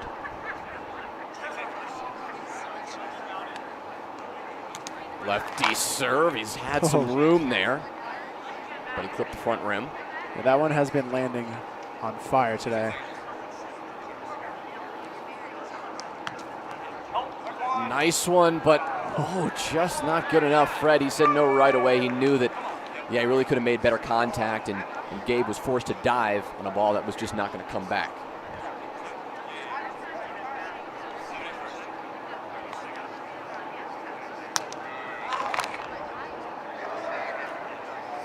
Again, Matt Cole loving the lefty. Tries it on first serve. Second serve will be the righty side pocket. No good.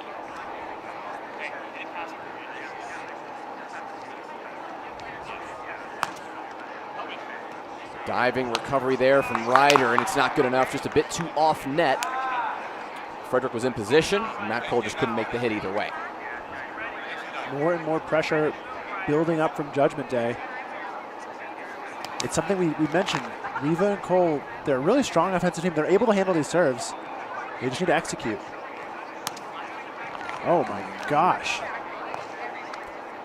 Called on the foot fault potentially, okay. Because it was not high. Yeah, Jonah had clean on the height of that serve, and I would agree with it, but we can't see Gabe's feet from 100 feet out.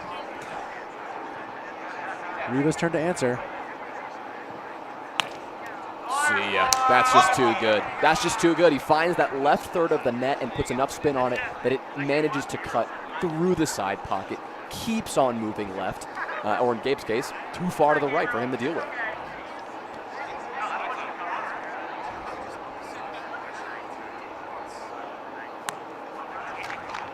Riva's looking to string a couple together now. This to tie things up. Good one. Good one. It's good enough. Even Frederick can't get it back to the net, and now, having bridged this gap, we are all tied up. And in recent memory, that's two aces where Frederick is getting his hand on the ball, but not getting the touch he wanted. Recovery set over his head, and good enough. Gabe will find the space, and he had plenty of it, keeping that ball insanely low, making sure that nobody could run that one down.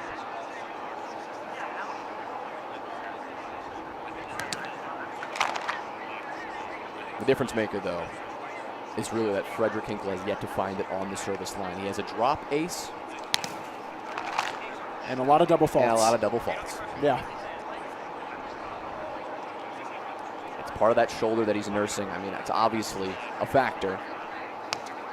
What a reverse! But the recovery from Gabe is there, but that ball is not coming back. Matt Cole with the flair and the finisher to really just drive that knife in deeper. Frederick Hinkle wants that ball out of play. So for Matt Cole, it's just a question of doing it again. Wow.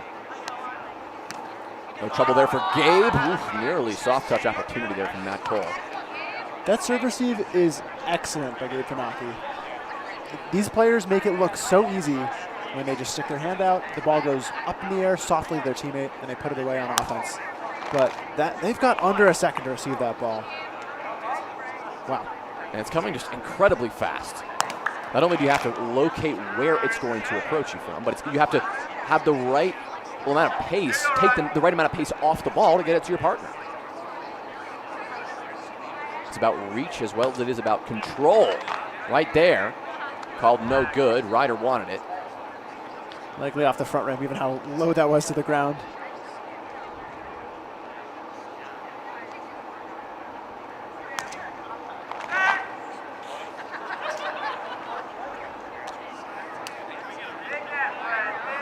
And so Riva and Cole have taken the advantage here in game 2. And for Hinkle, yeah, it's another chance to make an impact on this series. They'll just put this one on.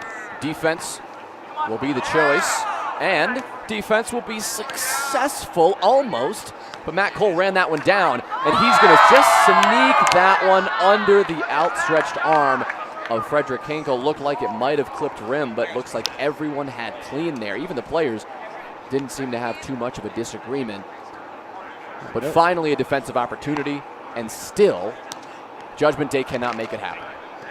Yeah, they strung together really quality first and second touches. That hit just a little too high. We've seen some really strong low holds by Judgment Day, and getting those putaways up in the air is just begging Matt Cole to make a play. What a serve receive again, and the pull to leave no doubt there from Judgment Day. I mean, clearly it feels like Ryder and Matt have a little bit of that momentum, but we are all tied up after all. It's 14s. This is still anybody's game in this game too.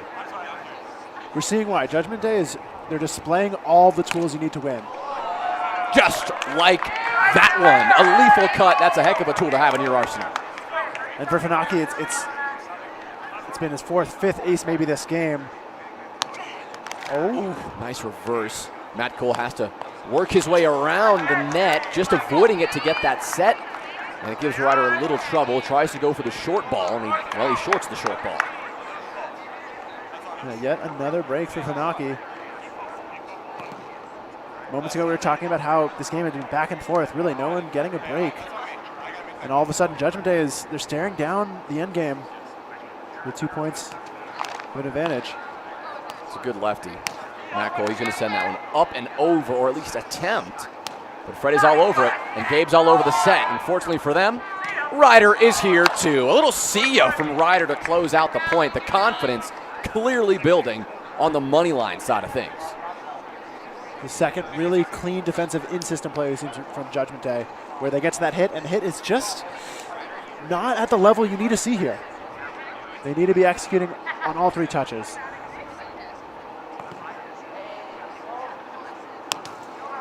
They got to play that one. Nice backhand in a very low contact point. Very low trajectory on that ball as well. Yeah, got shorted a little bit on the set. Not enough juice from Gabe. But thankfully, we talk about how good his footwork is on the receive. Frederick Hinkle uses that same great footwork to find his way around the no-hit zone and get a hold. I think only ace Fred has found has been on the drop, so he goes back to the drop again.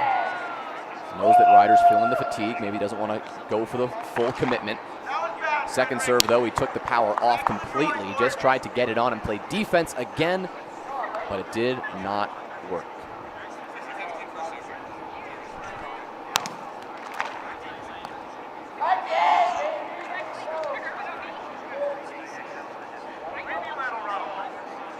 Judgment Day still lead by 1. Did that clear the other side still? Wow. Gabe managed to track that down and receive it. I mean, that was doubly impressive. An insanely good drop and another insanely good receive.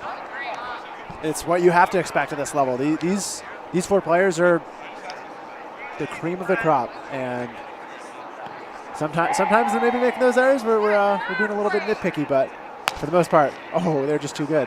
I mean, look at that receive. Again, the set from Ryder just butters him up, and Matt Cole is able to sneak it through. Should Gabriel have had that touch? Probably. It came a little off speed right at him, but it just caught him off guard a little bit. Such a good decision by Matt Cole. We've seen some really interesting shot selections by the players today.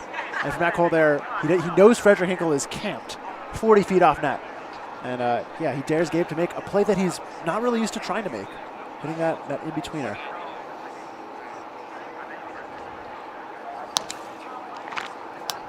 Ooh, gonna play this one. Have to almost. Ton of space as well. Yeah. He knew he had it on the backhand. That was a textbook, what became an in-system play, but certainly an awkward start to it.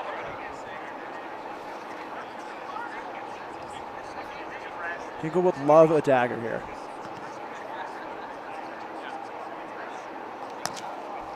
A little too high, though. Yeah, among other things, if he can take away an opportunity for Moneyline to make a comeback. Finally, he does it. He finds it exactly when he needed to close out this second game. 2017, Judgment Day for the moment on top. Importantly, takes any chance of a Ryder Rivadeneira comeback and puts it all squarely on Matt Cole, who needs to hold here and then send Rivadeneira and Cole the distance into extras, all on his own.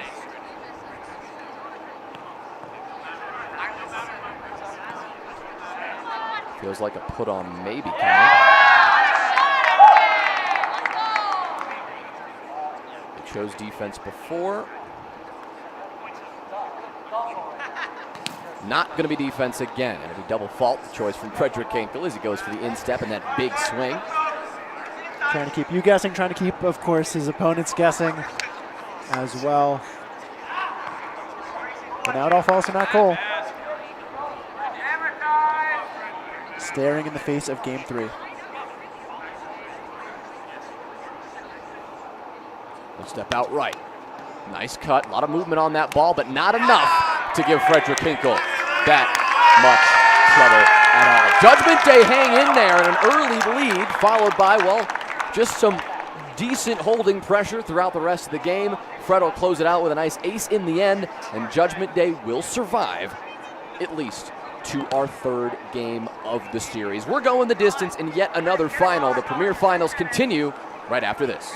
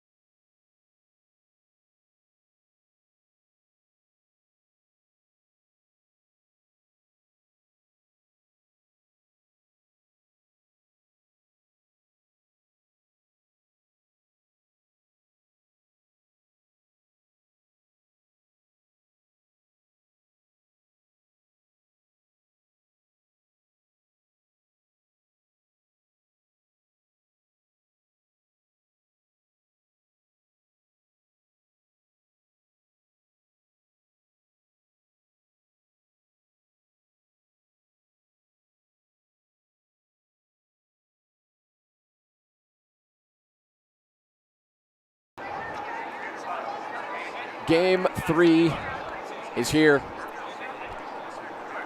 And the Premier Finals are going to continue.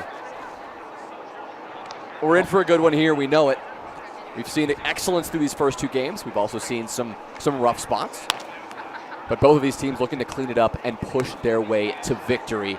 Ryder Rivadeneira and Matt Cole looking to be the unlikely, maybe not that unlikely, but at least the surprise factor in this tournament. To take it would be a heck of a statement for Ryder to make after coming back on the scene. Absolutely. And as far as fun facts go, I'll share just one for now. The last time we saw Ryder and Frederick play game 3 against each other, it was for the 2021 Spikeball Tour Series Championship. / national championship. So Rito boys, double clutch. you can best believe that Ryder Riva De Niro wants this one badly.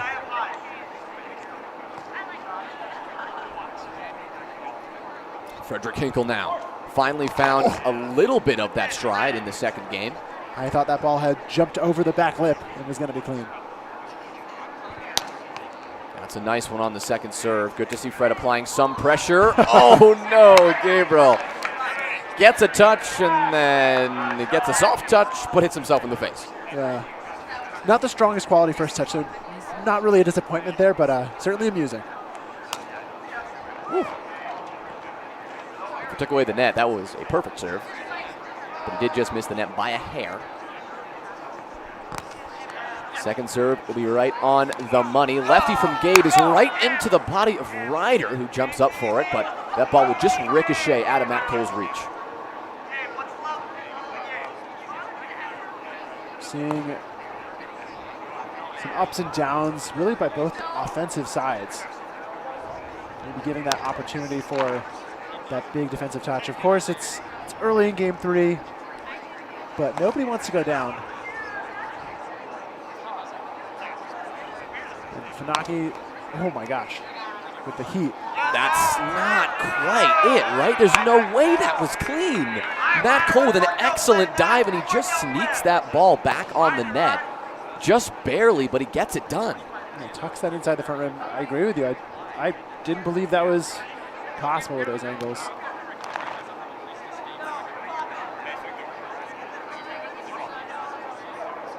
Riva De Niro looking for some fun angles here. Lefty hasn't landed yet this game, and frankly, I mean, we've talked a lot about Ryder's serving pressure. It's not been overwhelming this series yet. It was a strong start in game 1. Matt Cole really did a lot of heavy lifting too. And yeah, we haven't seen it since game 1. Ryder will have to lean back just to take the speed off that ball as it comes fast right at him, but managed to sneak away with a hold after that. Yeah, but as you said, it's really been the threat of Ryder's serving pressure that's been more influential than the serving pressure itself in a way, which is weird to kind of say. Precisely, yeah. Just to explain from Jonah, it's you have to play Ryder's first serves when he hits the rim because you're worried he might hit a no-touch ace on the second serve. And when you play weird serves off the rim, you maybe don't get a good set, you maybe don't get a good hit. So play weird serves, you get weird touches. That just happens. Yeah. And for Judgment Day, they have not succeeded yet playing a weird game. But right now they're playing cleanly, and they're right in this one. Yeah, even at 4s. Gabe to serve. Flips the front rim. Oh. Of course, we can't hear Ryder, but the body language looked like he was playing that until he hit the set back towards Gabe. No dramatic protest from the Judgment Day side of things, so they will continue, and Gabe will go for his second serve, which will hit the rim, and of course be no good.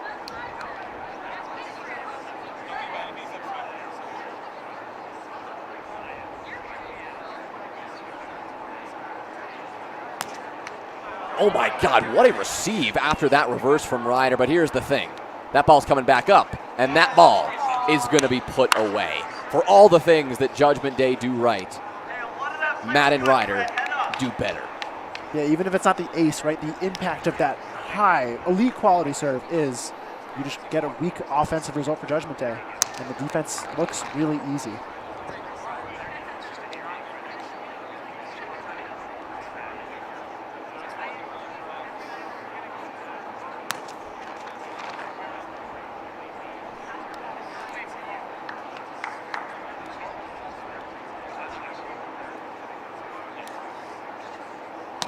Another big windup, as always, from Frederick. Very distinctive stance, one of the most unique in the game. I have started to see a lot more pro-level players really activating their hips, though, to generate extra torque and power on their serves. So definitely a model for some, but yeah, unorthodox to say the least. Oh my gosh. Crowd getting involved here. A lot of energy exerted by Matt Cole, physically and verbally on the first serve. Wow, he's doing it again. What a touch, and it'll hit the net, but it won't quite clear it. But now, yeah, we're not only hearing the energy from the crowd, energy from these players, but just how much energy they are exerting and have exerted all day long, right? It's like the tennis player after a 5-set match. You're just going to be grunting every time you hit the ball. And generally, in net sports, whether it's tennis or others, for round net here, maybe it just gives you that little extra kick, that little extra bit of energy. You need to blow a serve by your opponent or get a hit through the defense.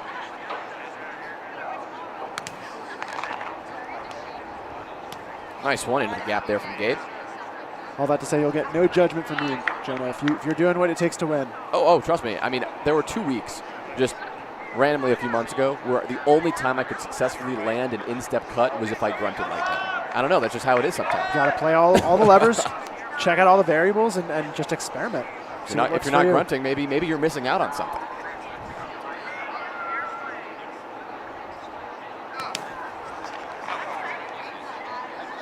And we see Cole and Riva continue to avoid playing first serves. And they don't have to, frankly. Yeah.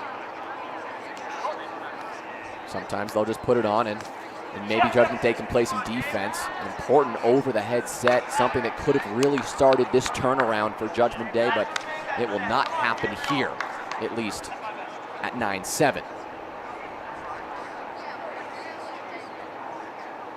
It'll come a little later. At least it'll have to. For now, Matt and Ryder will continue to land some serves. Another great touch. That one's going to be tough to get back on, but he makes it work. What can't he do?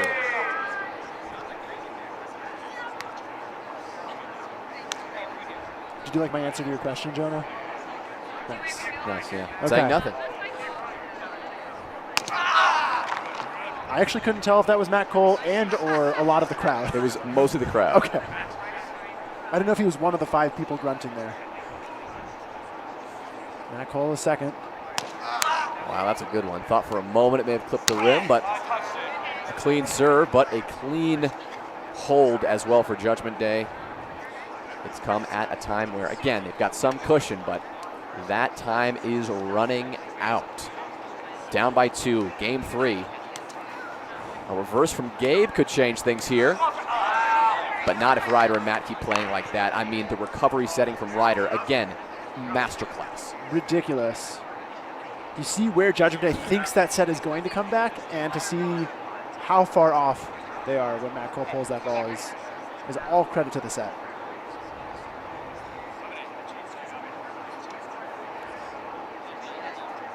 Ryder looking to get a little flashy. I'm sure he would love to end the day with a couple of aces, couple of bangs.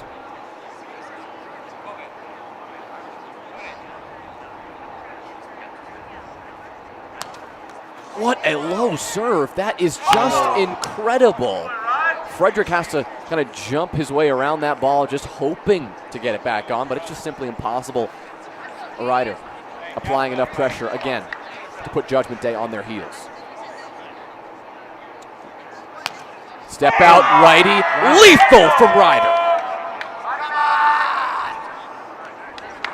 That ball was out fast from Riva. Usually it's the angle, it's the spin. Oh my Lord, see a ball.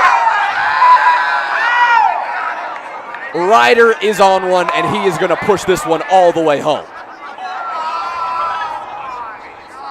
We were looking at a tie game almost 6 points ago. But Fred Hinkle was able to let out some steam with a quick 2. That's how you know he's still playing his game. And he's going to want them back. Whether he can is a different question. God, the power. We had a net replaced already. Fred keeps this up. We're going to have to bring in another one.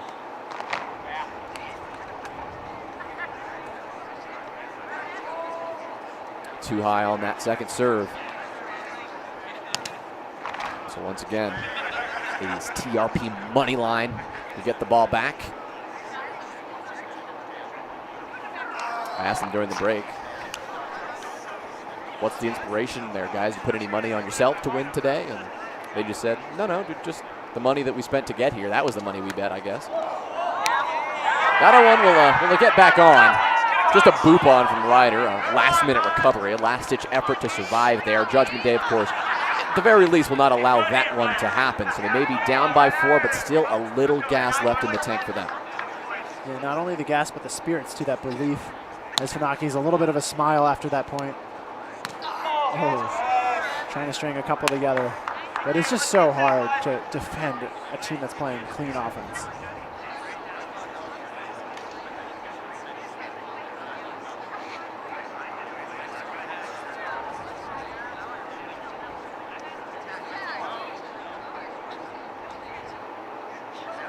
The lefty again, trying to see if he can replicate that earlier success.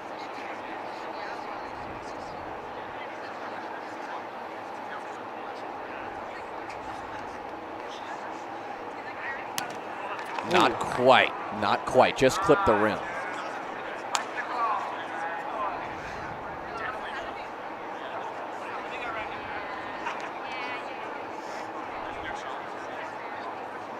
They're down by 4 this late in the game.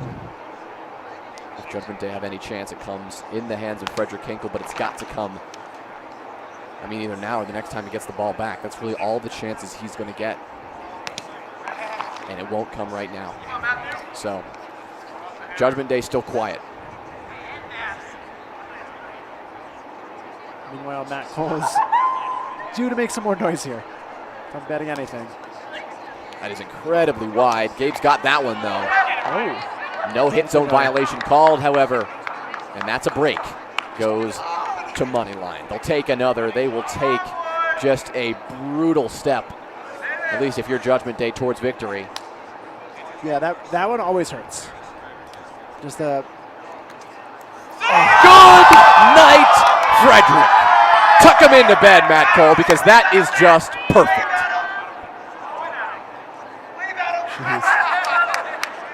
Of course, Matt Cole loves to say good night after his serves, or sometimes he'll tell Ryder to tell the opponents good night. Tell him a bedtime story next time.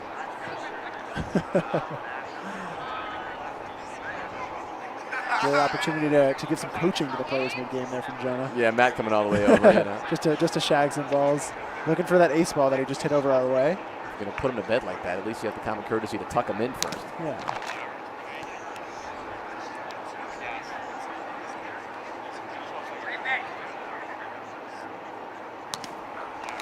But it's double fault here, so presuming a hold, he'll leave the honors of shutting the door to Rivadeneira on the next serve rotation.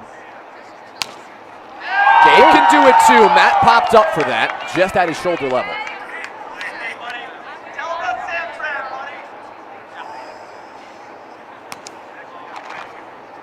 Ryder waves at that one as it goes by. Thought about playing it and then said, nah, that's too much effort. And of course, issues the challenge to Gabriel Funaki to hit a good second serve. What a touch there from Fred, just stabbing at that. Didn't go where he needed it to. And it's going to give us 6 looks, if needed, at match point, championship point for Rivadeneira and Cole. Of course, this would be Ryder's first win on the Spikeball Tour Series. Often talked about as one of the best players in the world. A chance to maybe not necessarily prove that title, but certainly to get himself in the conversation again. With an insane performance today, teaming up with Matt Cole, kind of a surprise addition to the already stacked tournament we had in front of us. And well, they have shown up in a big way all day long, and now in this final, a convincing Game 3 to potentially close it out. Judgment Day taking a timeout. And I think just Fred is going to use this 60 seconds just to rip a few serves, frankly, see if he can find it, to see if they have any chance of bridging this 5-point gap. Yeah, a little pop-up lab for Judgment Day, doing some R&D in the serving department. We've noted Frederick has really only had success on a drop and 1 or 2 other faster-paced serves. It's an ominous feeling for them to see this many go into the rim during stoppage time. And for Judgment Day, who came into the season with high expectations, this will be the second time, again, barring a miracle here, this will be the second time they have to settle for something less than they had hoped for. Third at Richmond, staring second in the face here in Salt Lake City.